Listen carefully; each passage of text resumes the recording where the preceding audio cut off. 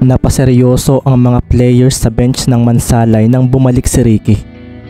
Akala kasi nila ay umalis na ito basta-basta, kaso heto nga ang binata at napapangiti na lang sa harapan ng kanyang mga kasamahan. Sorry, natalo tayo, wika ni Ricky at tumayo nga si Gerald at tinapik siya sa balikat. Ako ang dapat mag-sorry. Ako ang team captain pero wala man lang ako naambag sa second half sa team natin. Nahihiyang wika ni Gerald na pasimple pang napakuyom. 10 points lang ang naipuntos ni Gerald at may 3 pa siyang turnovers. Hindi man lang siya nakapuntos nang si Ricky ay napunta sa bench, kung kaya heto nga siya at parang nahihiyang humarap sa kanyang team. Bawi tayo sa game 2. Sambit ni Ricky at pasimple niyang pinagmasdan ang mga kasama niya na tulad niya ay nakakaramdam din ng lungkot sa nangyaring ito. Bumalik ka ba dahil wala kang dalang pera? Wala kang pamasahe pa uwi? Bigla namang wika ni Coach Isaiah na balak nang sirain ang malungkot na mood ng kanyang mga players. Masakit talagang matalo. Pero dahil series ito, hindi ibig sabihin nito ay hindi na sila magcha-champion. Napangiti na nga lang si Ricky nang mapatingin kay Sir Isaiah. Wala kayong naging talo ngayong regular games, kaya talagang masakit na matalo. At kailangan din ninyong maranasan iyon.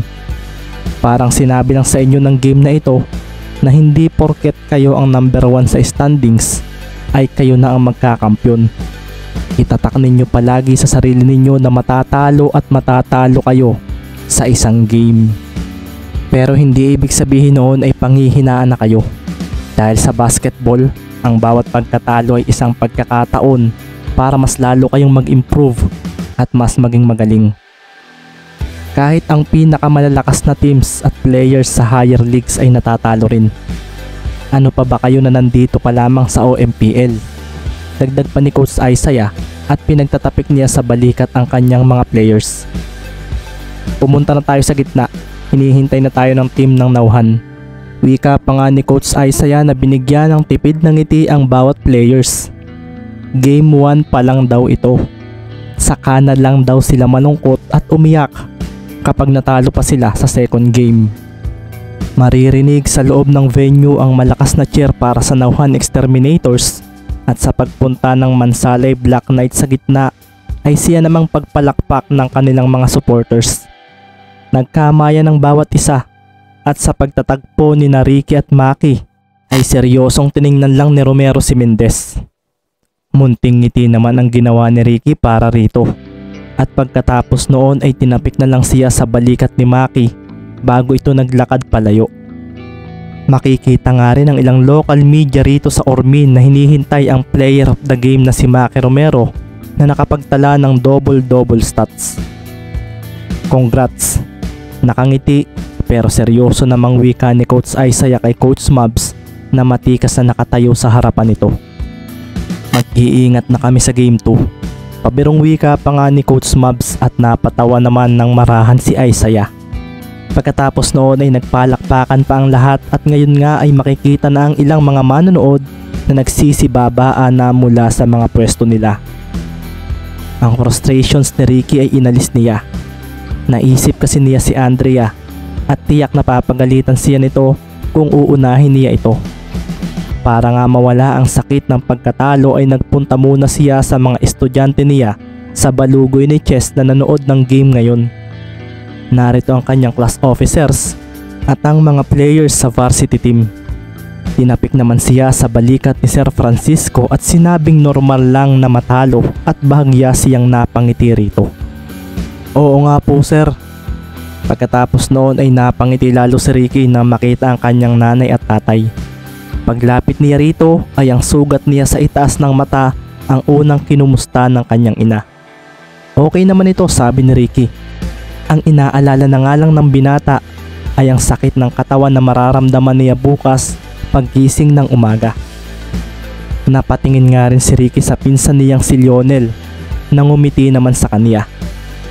Nice game tol, kinulang lang noong huli. Baka dahil sakat mo sa taas ng mata kaya kayo natalo. Dapat mapacheck up mo iyan para sure. Sabi ni Lionel at tumango na nga rin ang magulang ni Ricky nang marinig iyon. Bago nga sila lumabas ng venue ay nagpaalam na rin muna kay Ricky ang mga teammates niyang mga taga-Mansalay. Ramdam pa rin ni Ricky ang lungkot kina Gerald, pero ito ay normal na reaksyon lang naman talaga. Bawi tayo sa game 2, hindi pa tayo talo.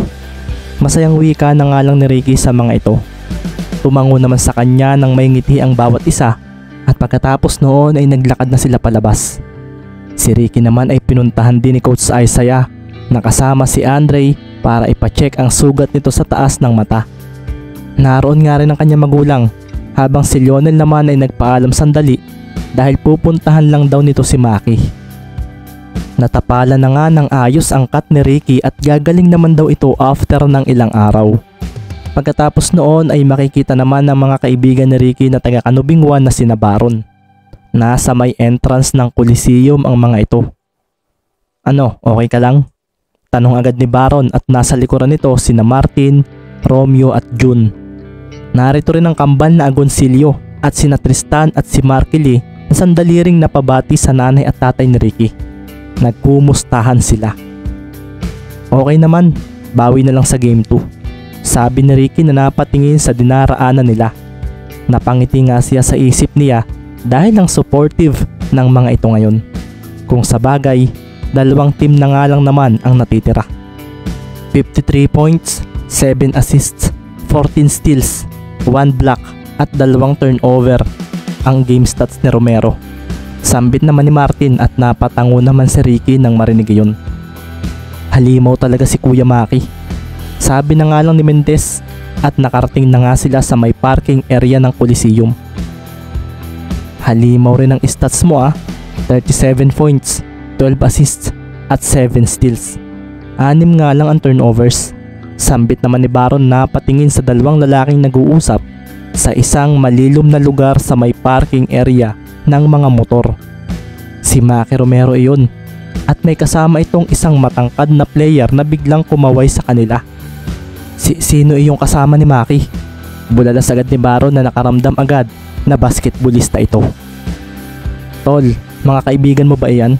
Pwede ko bang makalaban sa basketball ang mga iyan bago ako bumalik ng Batangas? Bulalas agad ni Lionel na napatingin sa matangkad na kasama ni Mendez.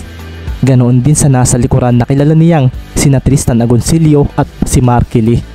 Nakita niya kasi ito sa OMPL page. Sige, saan ba tayo maglalaro? Pustahan ba? Bulalas agad ni Baron at si Maki naman ay napatingin ng marahan sa mga ito. Sige na, aalis na ako. Paalam ni Maki na napatingin muna kina Ricky. Suplado. Bulalas pa ni Baron at pasimpleng natawa na lang si Maki. Magpapahinga na ako. Ricky, magpagaling ka. Baka makisali ka pa sa mga iyan Ikaw na ang bahala kay Lionel. Dagdag pa nga ni Maki habang nakatingin kay Ricky. Salamat Kuya Maki. Bulalas naman ni Ricky. Makikita nga rin na nagpaalam na si Sir Isaiah at sasabay na raw rito ang magulang ni Ricky. Nga pala Ricky, nag-text sa akin si Andrea. Hindi mo raw sinasagot ang mga chats niya. Huling wika nga ni Sir Isaiah at doon na nga napakantyaw si Baron na ikinangiti naman ni Lionel.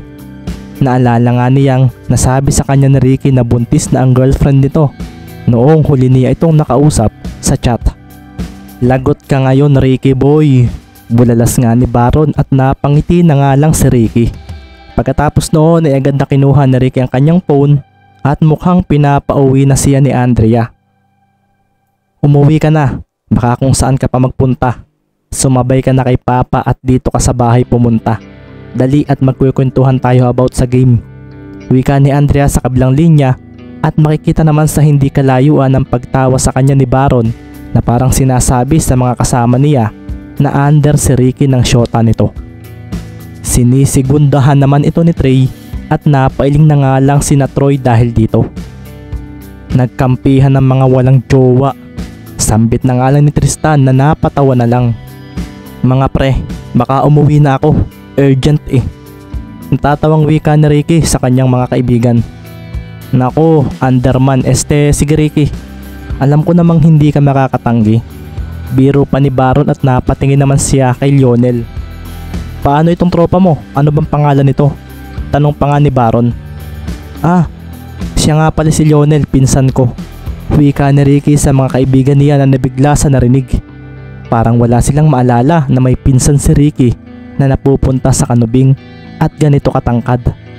Maging sina Tristan at Marky ay napaseryoso rin dahil wala silang maalala na ganitong tao noong buhay pa si Richard. Taga Batangas siya, pinsan ko sa mother side. If maglalaro kayo ay gagalingan ninyo ah. Regular member siya ng Batangas team. Sabi pa ni Mendez na lalong ikinaseryoso ng mga kaibigan niya. Si Baron ay agad na napakuyom nang marinig yun. Rookie pa lang, kakasali ko pa lang. Sabi naman ni Lionel na napangiti ng marahan sa mga kaibigan ng kanyang pinsan. Mas lalong naging interesado akong makalaban ng isang ito. 1-on-1 tayo, game. Bulalas agad ni Baron na umiral na naman ng pagiging hamonero sa kung sino-sino. Anong apelyido niya Ricky? Bigla namang tanong ni Martin na medyo napaisip. Lionel Duremdes. Nang marinig naman ni Tristan at Marky ang apelyidong iyon ay bigla nilang naalala ito. Tinanong nila si Richard noon kung related ba ito sa Duremdes ng Batangas, iyong mayamang angkan doon na may magagaling na basketball players din. At ang sabi lang sa kanila ni Richard noon ay hindi. Coincidence lang daw ang lahat, sabi ng nanay nito. Duremdes? Taga Batangas? Wika ni Marky Lee at tumango naman si Ricky. Bakit sabi sa amin ni Richard noon ay coincidence lang? Dagdag pa nga nito at napangiti naman si Ricky. Mahabang kwento kuya. Ngayong year ko lang din naman nalaman. Natatawang wika ni Mendez. Kung Duremdes ka rin, ibig sabihin, sambit naman ni Tristan at sina Baron ay tila naguguluhan sa reaksyon ng dalawang pinakamatanda nilang kasama. Bigatin ka Ricky. Sabay na bulalas ng dalawa at napatawa naman si Ricky na biglang inakbayan ni Lionel. Ako pa rin ito, sabi ni Ricky at si Lionel naman ay napangiti.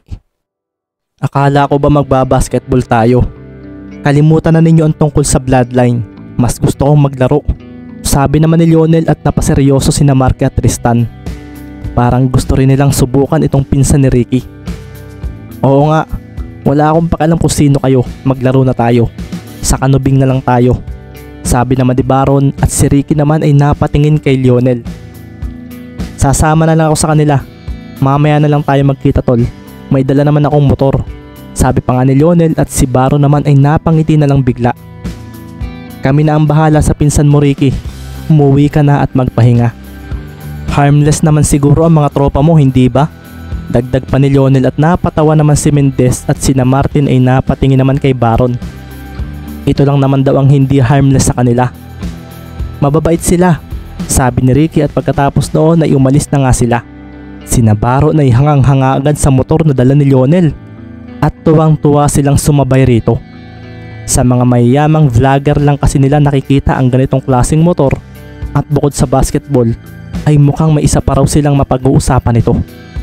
Si Ricky naman ay sumakay na ng tricycle at ngayon nga ay makikitang napatanaw na lang siya sa malayo. Ngayon ay muling nag-sink in sa kaniya ang pagkatalo nila at napakuyom siya. Hindi na kami pwedeng matalo next week. Sabi na nga lang ni Ricky sa sarili at nang mapatingin siya sa kanyang phone ay may chat na naman si Andrea na parang galit dahil ang tagal daw niya. Pauwi na ako. Natatawa na nga lang niyang reply. Mukhang ang pinakang magandang pangpalimot sa pagkatalong ito ay ang makita ang kanyang pinakamamahal na si Andrea Cervantes.